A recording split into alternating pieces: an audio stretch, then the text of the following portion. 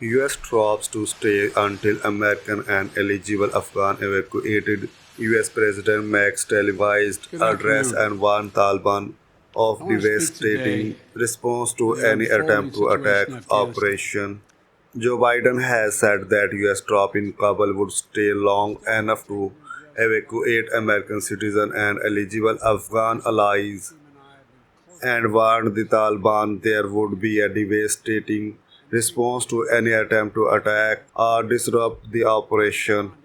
The US President made a televised address from the White House after a day of chaos at Kabul airport following the fall of the Afghan capital to the Taliban, in which 7 people were killed during the rush toward the sole remaining exit route out of the country, as insurgents took control of the city, declaring victory after 20 years of the war. Tens of thousands of Afghans who have been promised resettlement in the West because of their past work with or for the US, Britain, and their allies remain trapped in the country and in fear for their lives. And reports of reprisal killing Joe Biden admitted his administration had been caught by surprise by the speed of the Taliban victory, which he attributed to lack of leadership from Ashraf Ghani ousted government and a lack of will to fight in the Afghan armed forces, who gave them every chance to determine their own future. What we could not provide them was the will to fight for that future.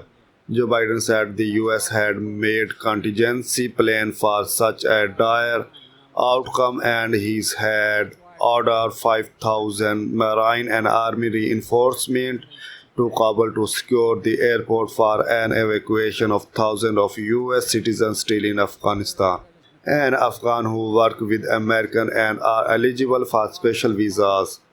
American troops are performing this mission as professionally and as effectively as they always do, but it is not without risk. As we carry out his departure, we have made it clear to the Taliban that if they attack our personnel or disrupt our operation, the US response will be swift and forceful. We will defend our people with devastating force if necessary. In his address, Joe Biden said the troops would stay as long as it took to carry out the evacuation, leaving open the possibilities that might stretch beyond the current 31 August deadline for the final US withdrawal. Our current military mission is limited in scope and focus on its objectives get our people and our allies to safety as quickly as possible. Joe Biden said, and once we have completed this mission, we will conclude our military withdrawal and end America's longest war. The developments that have taken place in the last week and the steps we're taking to address the rapidly evolving events. My national security team and I have been closely monitoring the situation on the ground in Afghanistan and moving quickly to execute the plans we had put in place to respond to every constituency, including and contingency, including the rapid collapse we're seeing now. I'll speak more in a moment about the specific steps we're taking, but I want to remind everyone how we got here and what America's interests are in Afghanistan. We went to Afghanistan almost 20 years ago with clear goals. Get those who attacked us on September 11th, 2001, and make sure al-Qaeda could not use Afghanistan as a base from which to attack us again. We did that. We severely degraded al-Qaeda in Afghanistan. We never gave up the hunt for Osama bin Laden, and we got him. That was a decade ago. Our mission in Afghanistan was never supposed to have been nation building.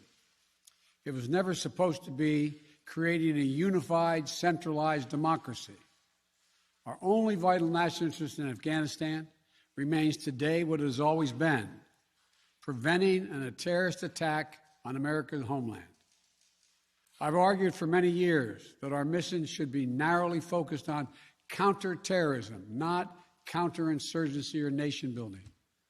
That's why I opposed the surge when it was proposed in 2009 when I was vice president.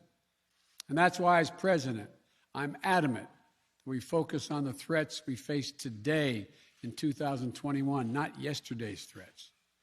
Today, the terrorist threat has metastasized well beyond Afghanistan.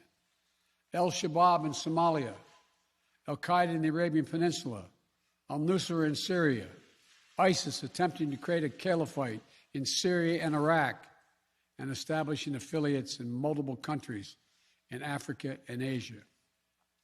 These threats warrant our attention and our resources. We conduct effective counterterrorism missions against terrorist groups in multiple countries where we don't have permanent military presence. If necessary, we'll do the same in Afghanistan. We've developed counterterrorism over-the-horizon capability that will allow us to keep our eyes firmly fixed on the direct threats to the United States and the region, and act quickly and decisively if needed. When I came into office, I inherited a deal that President Trump negotiated with the Taliban. Under his agreement, U.S. forces would be out of Afghanistan by May 1, 2021, just a little over 3 months after I took office. U.S. forces had already drawn down during the Trump administration from roughly 15,500 American forces to 2,500 troops in country.